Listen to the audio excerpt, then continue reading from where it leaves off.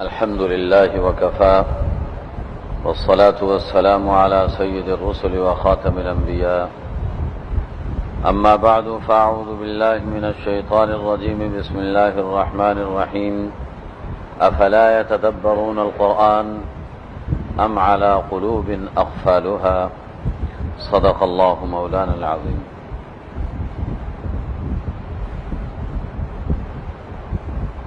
امید ہے کہ کل سے رمضان المبارک کی انشاءاللہ ابتدا ہو جائے گی. باقاعدہ تراویح شروع ہو جائے گی چاند نظر آنے کی صورت میں. لہذا آج چند باتیں اس سلسلے میں عرض کرنا چاہتا ہوں جو کہ ہمیں قرآن فہمی کے قریب کر سکیں اور جس بنیاد پر ہم قرآن کریم کو صحیح معنی میں سمجھ سکیں. قرآن کریم تو ہم ہر سال سنتے ہیں لیکن ہماری زندگیوں میں تبدیلی رونما نہیں ہوتی، اور قرآن کریم انسانی زندگیوں کو بدلنے کے لیے آیا ہے، اور پھر عملی تجربہ بھی موجود ہے کہ عرب کے بدو اور دیہاتی قرآن کریم نے ایک مختصر عرصے کے اندر ان کی زندگیوں میں انقلاب برپا کیا.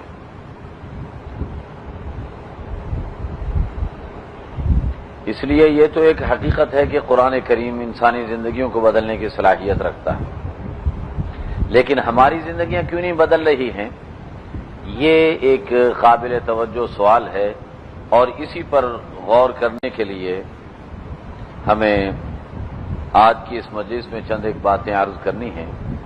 پہلی بات تو یہ ہے کہ قرآن کریم اللہ رب العزت نے ہدایت کی کتاب بنا کر کے نازل کیا. قرآن کے دامن میں یوں تو بہت کچھ ہے، لیکن نزول قرآن کا جو مقصد بیان کیا گیا ہے وہ ہے ہدی للمتقین، کہ یہ متقی انسانوں کو ہدایت فراہم کرتا ہے اور متقی انسانوں کے دلوں کو ہدایت کی روشنی سے منور کر دیتا ہے. آج کا مسلمان قرآن کریم سے بہت کچھ لینا چاہتا ہے، صحت بھی حاصل کرنا چاہتا ہے قرآن کریم سے، برکت بھی حاصل کرنا چاہتا ہے قرآن کریم سے، رحمتیں بھی سمیٹنا چاہتا ہے قرآن کریم سے، لیکن ہدایت لینا مسلمان کے کسی ذہن کے کسی خانے کے اندر موجود نہیں ہے کہ میں اس قرآن کریم سے ہدایت اور رہنمائی بھی حاصل کروں. اور جب تک قرآن کریم کا مطالعہ کرنے والا خود ہدایت لینے کا فیصلہ نہ کرے اس وقت تک اسے ہدایت نہیں مل سکتی. اس لیے ہمیں قرآن کریم کی مجلس میں شرکت اس نیت کے ساتھ کرنی ہے کہ ہم اس قرآن کریم سے اپنے سینوں کو منور کریں گے اور اپنی زندگیوں کے اندر انقلاب برپا کریں گے. حضرت شیخ الہند مولانا محمود حسن صاحب رحمۃ اللہ تعالی علیہ، جنہیں بر صغیر کی آزادی کی جد و جہد کرنے کی پاداش میں انگریزوں نے گرفتار کیا تھا، اور گرفتار کرنے کے بعد انہیں جزیرہ مالٹا کے اندر 4.5 سال کا عرصہ قید رکھا گیا تھا، اور پھر کوئی جرم ثابت نہ ہونے پر انہیں رہا کر دیا گیا تھا. تو حضرت شیخ الہند رحمۃ اللہ تعالی علیہ جب زمانہ اسارت گزارنے کے بعد واپس بر صغیر تشریف لائے ہیں تو آپ نے اپنے پہلے خطاب کے اندر اس موضوع پر گفتگو کی کہ ہم مسلمان آزادی کے لیے جو تحریکیں چلا رہے ہیں وہ کامیاب کیوں نہیں ہو رہی، اس کی وجہ کیا ہے. حضرت نے فرمایا کہ میں نے اپنے زمانہ اسارت میں اس سوال پر غور کیا ہے، اور غور کرنے کے بعد میں اس نتیجے پر پہنچا ہوں کہ ہماری آزادی کے راستے میں رکاوٹ دو چیزیں ہیں، ہماری ترقی کے راستے میں رکاوٹ دو چیزیں ہیں۔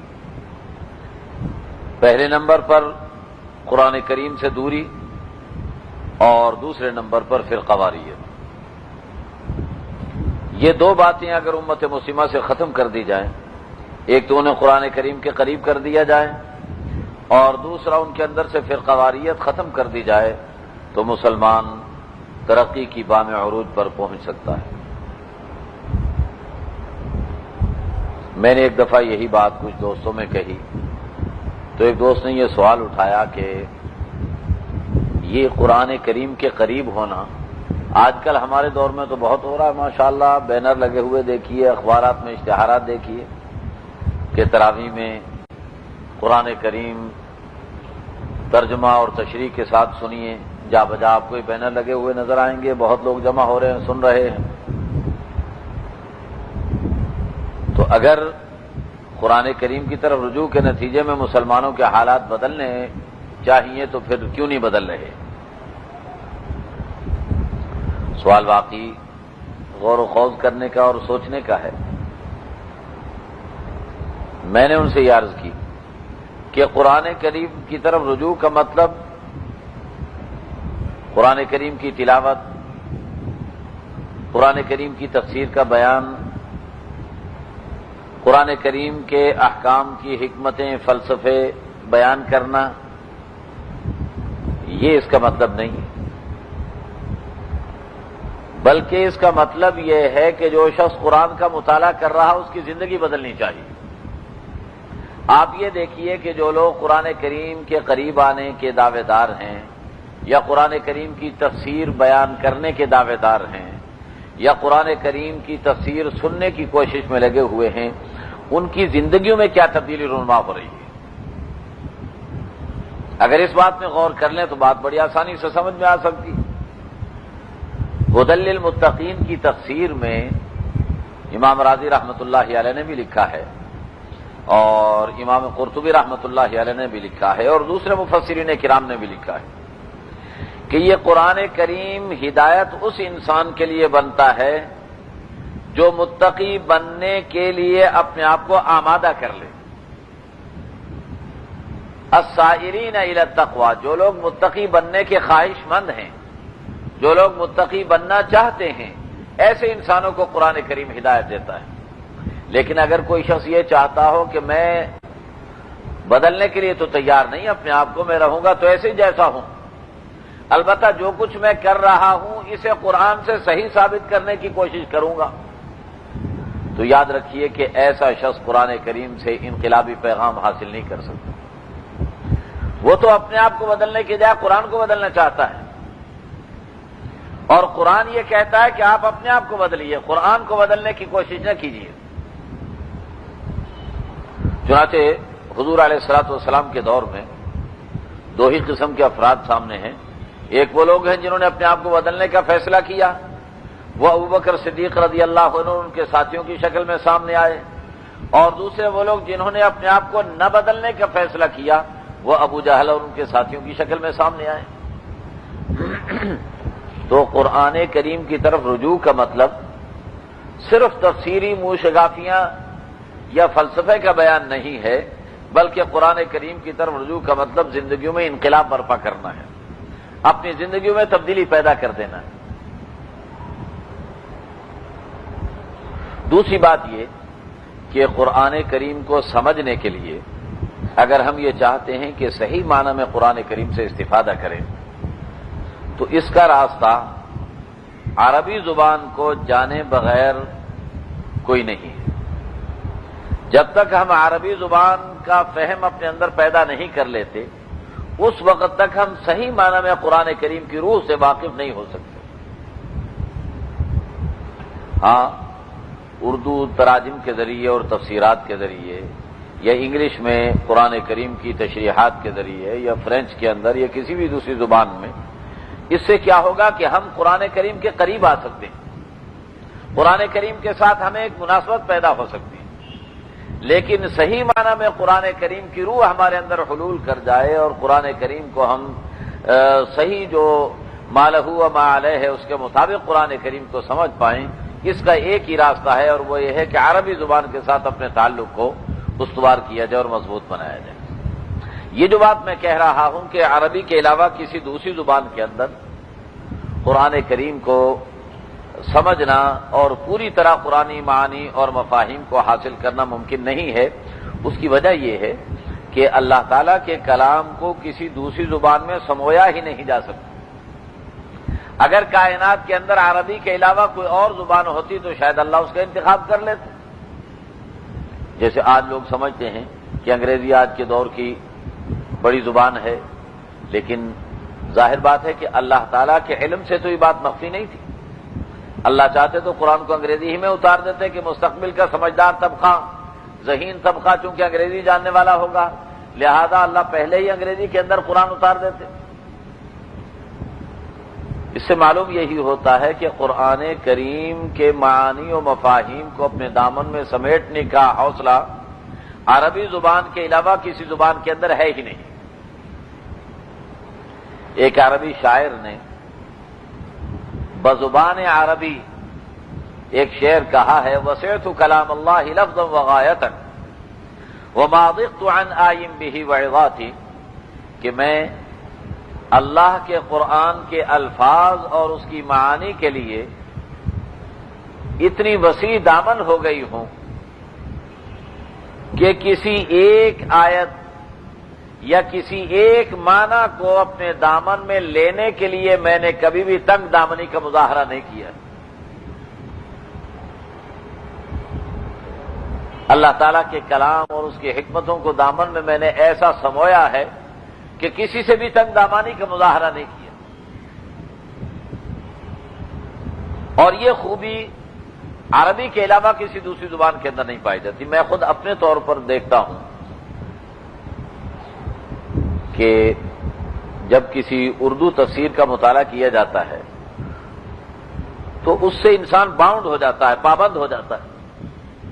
جو مفسر یا مترجم کا نقطہ نظر ہے آپ اس کے پیچھے پیچھے چلتے چلے جائیے، آپ میں خود وسعتیں نہیں آئیں گی جب تک کہ آپ عربی زبان نہ دیکھیں۔ ویسے ہی ایک عربی قرآن پاک کو لے کر اس میں جب غور کرتے ہیں تو ایک آیت میں وسیع آفاق کھلتے ہوئے نظر آتے ہیں، لیکن جب اسی کو اردو میں ہم دیکھتے ہیں تو بالکل ایک دم بند ہو جاتے ہیں۔ بس اسی جو اردو بات کہی گئی ہے اسی کی حد تک انسان محدود ہو کر کے رہ جاتا ہے۔ وہ وسعتیں جو قرآن کریم کی ہیں وہ کسی دوسری زبان میں ذہن میں آتی ہی نہیں۔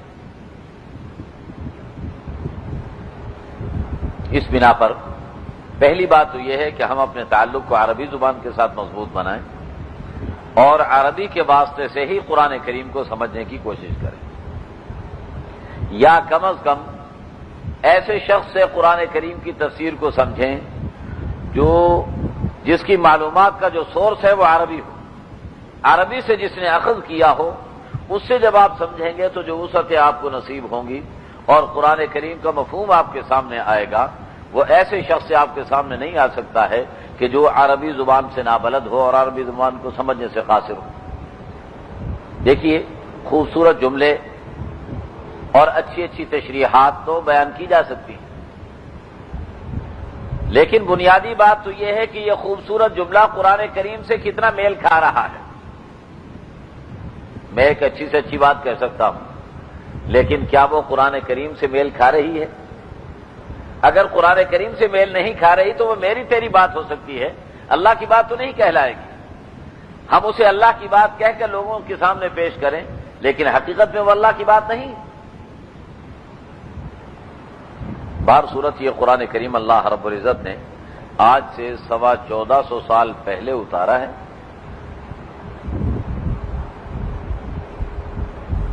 بھائی نثار صاحب، یہ وہ نعمان ہیں، انہیں دے دیجیے بینر۔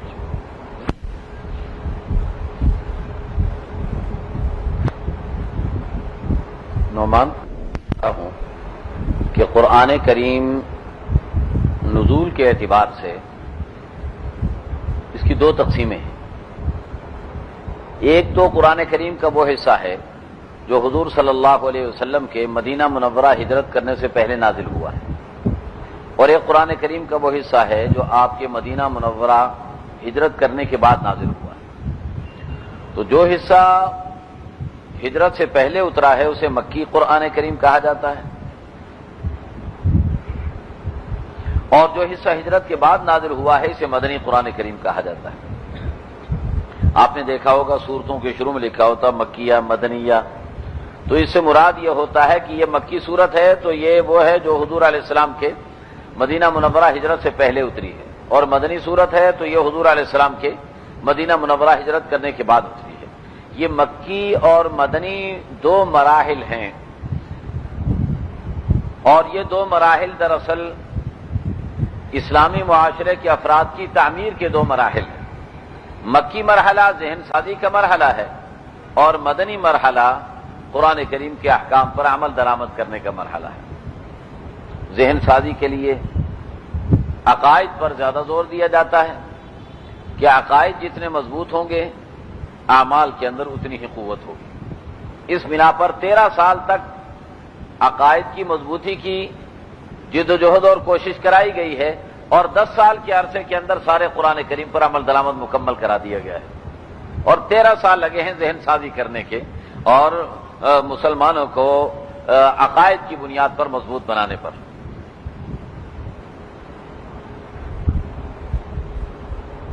دوسری بات یہ ہے کہ دوسری تقسیم قرآن کریم کی جو ہے وہ سورتوں کے اعتبار سے ہے۔ سورتیں بھی ایک ایسی اکائیاں ہیں جو کہ قرآن کریم کی تقسیم کو واضح اور ظاہر کرتی ہیں، اور سورتوں کے اندر یہ ہوتا ہے کہ سورتیں ایک مضامین کا ایک مجموعہ ہوتی ہیں، لیکن سورت کے اندر ابتدا سے لے کر انتہا تک ان مضامین کو مکمل کر دیا جاتا ہے، ان مضامین کا کوئی بقیہ دوسری سورت کے لیے نہیں چھوڑا جاتا۔ اور یہ سورتوں کی جو تقسیم ہے یہ آسمانی تقسیم ہے۔ حضور اکرم صلی اللہ علیہ وسلم نے اللہ تعالیٰ کے حکم سے یہ تقسیم فرمائی ہے، اور مسلمانوں کو اس سے آگاہ کیا اور روشناس فرمایا ہے۔ جبکہ ایک اور تقسیم ہے قرآن کریم کی، وہ سپاروں کے اعتبار سے،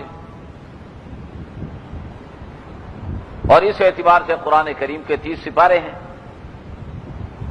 یہ تقسیم انسانوں کی اپنی کی ہوئی ہے، حضور علیہ الصلوۃ والسلام کی تقسیم نہیں ہے یہ، اور نہ صحابہ کرام کی ہوئی تقسیم ہے۔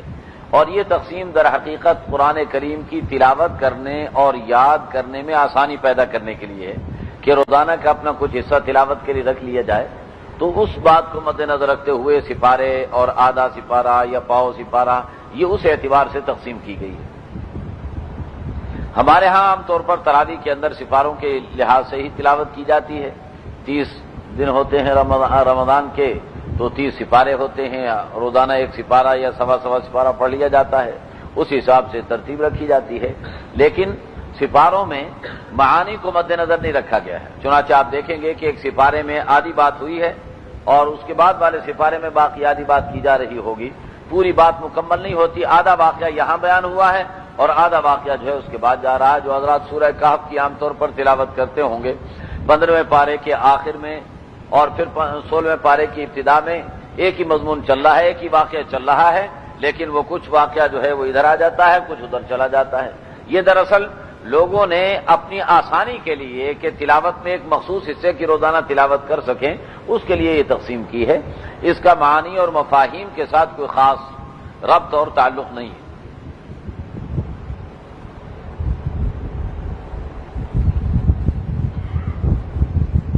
پھر ایک تقسیم رکوعات کے اعتبار سے بھی ہے۔ رکوع لکھے ہوئے ہوتے ہیں جگہ جگہ۔ ایک دفعہ میں مسجد نبوی میں بیٹھا ہوا تھا تو 2 مصری آپس میں بڑی بحث کر رہے تھے، ان کے ہاتھ کہیں پاکستان کا چھپا ہوا قرآن کریم لگا ہوا تھا، تو وہ اسی بات پر کہ یہ عین کس بات کا بنایا ہوا ہے، بہت پریشان تھے اس کے لیے۔ اس سے آپ کو یہ بھی اندازہ ہو جائے گا کہ یہ رکوعات کی تقسیم ہمارے علاقوں میں ہے، عرب علاقوں میں یہ تقسیم نہیں پائی جاتی رکوعات وغیرہ کی۔ تو جب میں نے دیکھا کہ کافی بیچارے پریشان ہو چکے ہیں تو میں نے ان کی تھوڑی سی رہنمائی کرنے کے لیے ان سے میں نے گفتگو کی، انہیں بتایا کہ رکوع دراصل یہ عین جو بنا ہوا ہے یہ رکوع سے ماخوذ ہے. اور رکوع کا مطلب کیا ہے کہ یہاں پر آپ رکوع کرتے چلے جائیں گے نا. اگر رمضان شریف میں روزانہ 20 تراویح کے اندر 20 رکوع پڑھ لیں گے تو 27 تاریخ کو قرآن کریم مکمل ہو جائے گا. اس اعتبار سے یہ تقسیم کی گئی ہے اور اس کی کوئی ایسی اہمیت نہیں ہے، نہ اس کی کوئی حیثیت ہے. اور یہ تقسیم بھی بعض لوگوں نے بعد میں کی ہے، یہ حضور اکرم صلی اللہ علیہ وسلم کی ہوئی تقسیم نہیں ہے، یہ رکوعات وغیرہ کی جو تقسیم. البتہ جو آیتیں ہیں یہ حضور علیہ السلام کی بیان کردہ ہیں اور ان آیتوں کے اندر کوئی تبدیلی نہیں آ سکتی. ان آیتوں کا لحاظ رکھنا اور تلاوت کے اندر ہر آیت پر وقف کرنا یہ مسنون ہے اور بہتر ہے کہ اس کا اہتمام کیا جائے.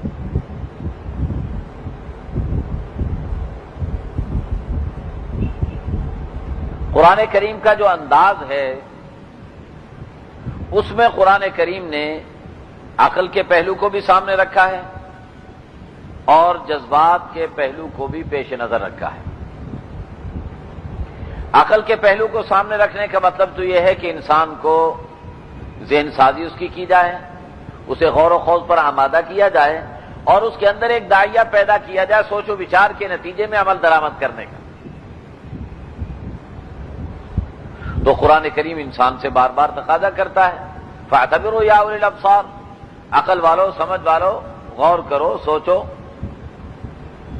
ان فی ذلک لآیات لأولی الالباب، عقل والوں کے لیے اس میں بڑے دلائل موجود ہیں. تو قرآن کریم عقل کو استعمال کرنے کی بار بار دعوت دیتا ہے، لیکن قرآن کریم نے زیادہ تر عقل سے خطاب کرنے کی بجائے دل سے زیادہ خطاب کیا.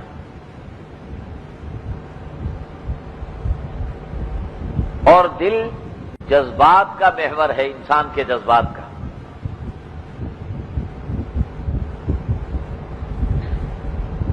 اور کسی بات پر عمل کرنے کے لیے دل کا راستہ شارٹ مختصر ہے اور عقل کا راستہ لمبا ہے. اگر آپ کسی کو عقل کے راستے عمل پر آمادہ کریں گے تو اس کے لیے آپ کو بڑا لمبا وقت درکار ہوگا. سمجھانا، بجھانا، دلائل پیش کرنا، یہ بڑے لمبے کام ہوں گے. لیکن اگر آپ دل کے راستے سے داخل ہوتے ہیں تو بڑی جلدی اور بڑی آسانی کے ساتھ آپ اس کو عمل پر آمادہ کر لیں گے. چنانچہ آپ دیکھیں گے کہ بہت سی چیزیں ایسی ہوتی ہیں کہ عقلی طور پر آپ اسے کرنا چاہتے ہیں لیکن دل نہیں مانتا، نہیں کرتے. اور بہت سی چیزیں ایسی ہوتی ہیں کہ عقلی طور پر آپ نہیں کرنا چاہتے لیکن دل چاہتا ہے، کر گزرتے ہیں اسے. لیکن ایسا نہیں ہوگا کہ آپ کا دل نہ مانتا ہو، صرف عقل کے کہنے پہ آپ کر جائیں، ایسا نہیں ہوگا. تو دل کا راستہ مؤثر ہے اور مختصر ہے. اس راستے سے انسان کو عمل پر زیادہ آسانی کے ساتھ آمادہ کیا جا سکتا ہے اور لایا جا سکتا ہے. یہی وجہ ہے کہ اسلام نے، قرآن کریم نے دل کے راستے کو زیادہ اختیار کیا ہے اور اس کے ساتھ ساتھ عقل کے راستے کی طرف بھی متوجہ کیا گیا ہے. اور پھر ہوتا یہی ہے کہ جب انسان عملی قوت اس میں آ جاتی ہے تو غور و خوض کر کے انسان پھر وہیں پر آ پہنچتا ہے، تو انسان کی عقل بھی اس میں استعمال ہونا شروع ہو جاتی ہے. لیکن اس طویل راستے کی بجائے مختصر راستے کو زیادہ اختیار کیا گیا ہے قرآن کریم کے اندر. پھر جب قرآن کریم عقل کا راستہ اختیار کرتا ہے تو عقل کو اتنی آزادی نہیں دیتا کہ وہ قرآن کریم کے صحیح یا غلط ہونے کے فیصلے کرنے کے لیے بیٹھ جائے. اس کی وجہ یہ ہے کہ انسانی عقل انہی چیزوں کو سمجھ سکتی ہے، انہی چیزوں کے بارے میں فیصلے کر سکتی ہے جو چیزیں کہ انسانی عقل کے دائرے کے اندر موجود ہیں. جو چیزیں انسانی عقل کے دائرے سے باہر ہیں وہاں انسانی عقل کام نہیں کر سکتی. اور انسانی عقل تب کام کر سکتی ہے جب اس کی آنکھیں دیکھیں، اس کے کان سنیں، یا اس کی ناک سونگھے، یا اس کا جسم کسی چیز سے ٹچ ہو، مس کرے، تب انسانی عقل وہاں کام کرتی ہے اور اس کے بارے میں فیصلہ دیتی ہے. لیکن جہاں انسانی آنکھیں کام نہ کر رہی ہوں، انسانی کان کام نہ کر رہے ہوں اور انسانی جسم اسے چھو نہ سکتا ہو تو ان چیزوں کا ادراک عقل بھی نہیں کر سکتی. عقل اس کے بارے میں کوئی فیصلہ نہیں کر سکتی. یہ حواس خمسہ جو انسان کے ہیں، جہاں یہ کام کریں گے وہاں عقل کارآمد ہوگی اور جہاں یہ کام نہیں کریں گے وہاں عقل کارآمد نہیں ہوگی. اور آخرت کے جتنے مسائل ہیں ان میں انسان کے حواس خمسہ کارآمد نہیں ہے۔ لہذا جب آخرت کے مسائل میں انسان کے حواس خمسہ کارآمد نہیں ہیں تو پھر انسان عقل کے ذریعے آخرت کے بارے میں کوئی فیصلہ بھی نہیں کر سکتا۔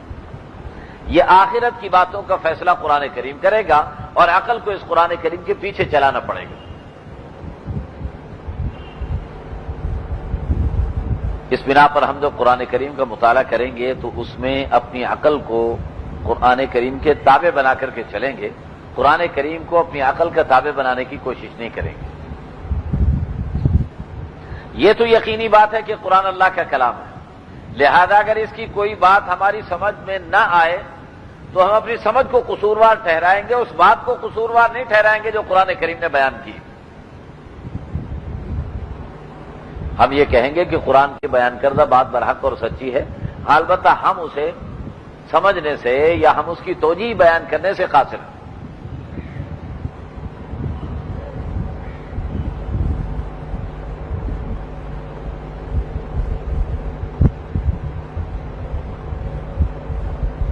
حضور اکرم صلی اللہ علیہ وسلم سے قرآن کریم کی جو تلاوت ثابت ہے تو عام طور پر آپ صلی اللہ علیہ وسلم یہ تلاوت رات میں اکیلے نوافل کے اندر کیا کرتے تھے۔ دن میں جو ہے تو وہ فرائض میں نماز فرائض کے اندر ہے، باقی رات کو اکیلے ہو کر کے قرآن کریم کی تلاوت کرتے تھے اور وہ دل پر زیادہ اثر انداز ہونے والی شکل ہے۔ تو ان صورتوں میں اگر ہم کوشش کریں گے انشاءاللہ ان باتوں کو پیش نظر رکھتے ہوئے قرآنی معانی اور مفاہیم پر غور کرنے کی، تو امید ہے اللہ کی ذات سے کہ انشاءاللہ ہمیں قرآن کریم سے قرب نصیب ہوگا۔